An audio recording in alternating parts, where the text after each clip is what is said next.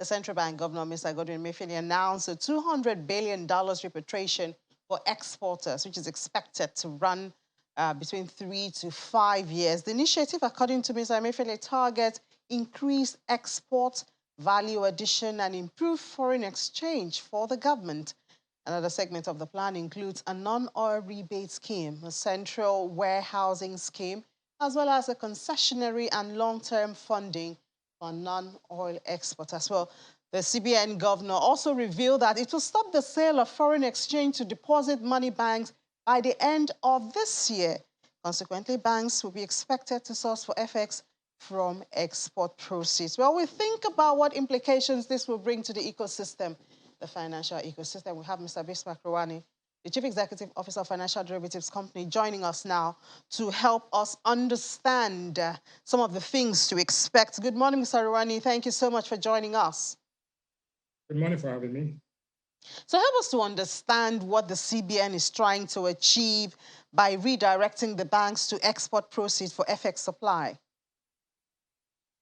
Well, I think you have to understand it from 3 dimensions. One is what the aspiration is. It's a very audacious aspiration to seek to achieve $200 billion in 1 year or 2 years, for that matter.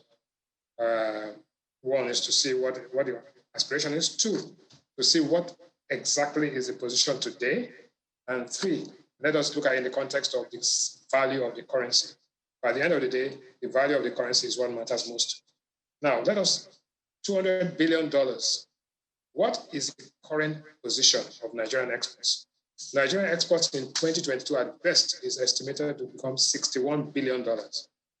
Of this $61 billion, 75% of it is from crude oil.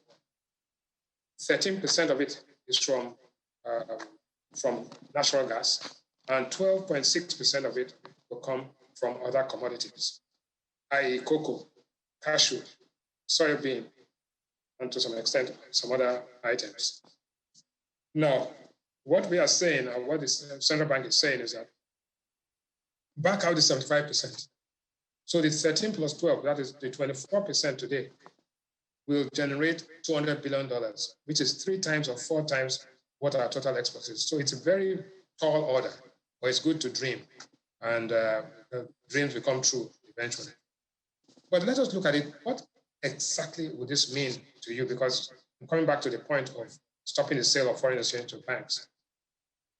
What it does mean is that the normal transition from a frontier currency, which is what Naira is, to a convertible currency, it goes through 3 stages. The first stage is that you have an auction. The second stage is the auction becomes an interbank market. And finally, you have both current account and capital account convertibility, which means that you spend your Naira anywhere in the world. And that it will reflect the true value, true market value of that currency without any restrictions.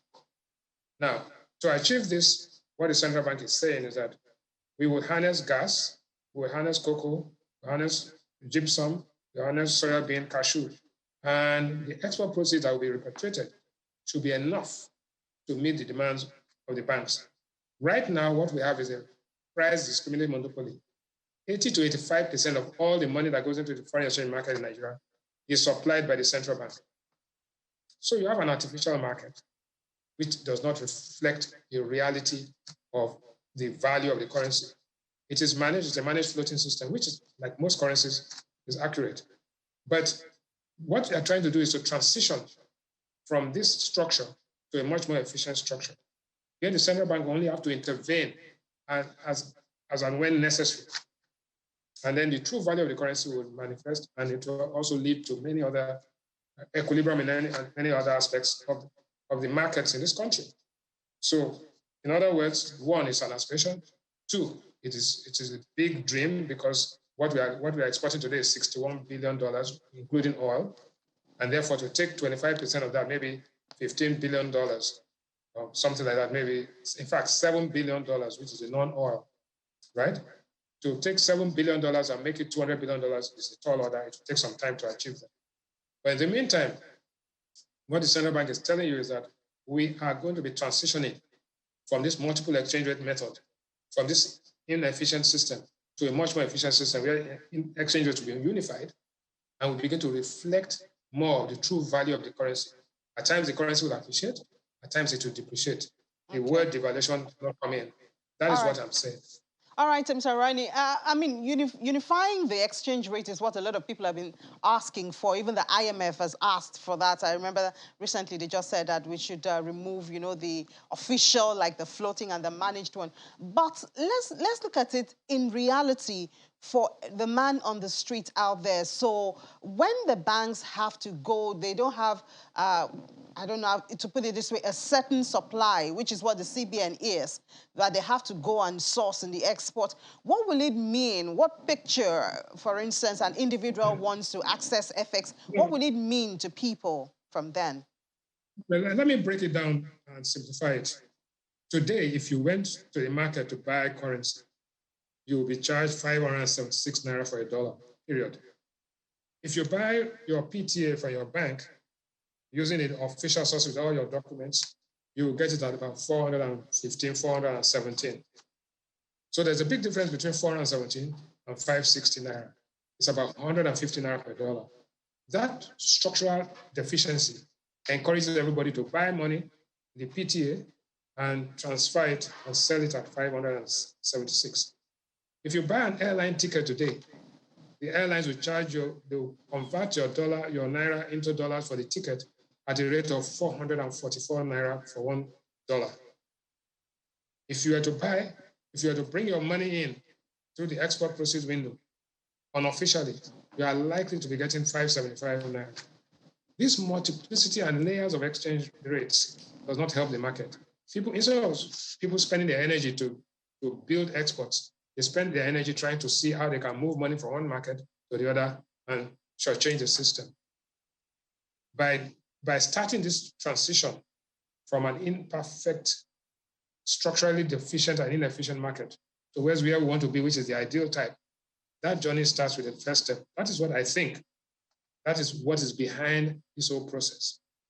Now, you have to start this journey because sooner or later, the country will be mired in this and strangulated by this inefficient structure that we have. So move, I think, first and foremost, the ambition is there, the vision is there. Secondly, is how to get it done.